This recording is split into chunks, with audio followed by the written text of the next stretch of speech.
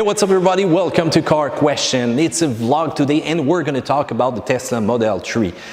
You know, everybody knows that there is some flaws, and when it comes to the flaw, the paint is one of the major problems you're going to see over time. So if you spend like 80K on that Tesla Model 3 rolling in the harsh environment, and by the way, it's going to be the same on every street.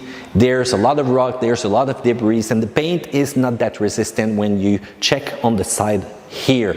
And it's mostly a problem with the design of the front fender, which is going to cause the paint to simply go away. But there's a friend of mine here in Quebec. He's called EV Mud Flaps. You might know him also as Anti-Rouille Bolduc or Rust-Proof Bolduc. Yes, you know my French accent. So he's offering some treatment about a rust issue, and he figured out a way to protect that paint section right here by adding some mud flaps.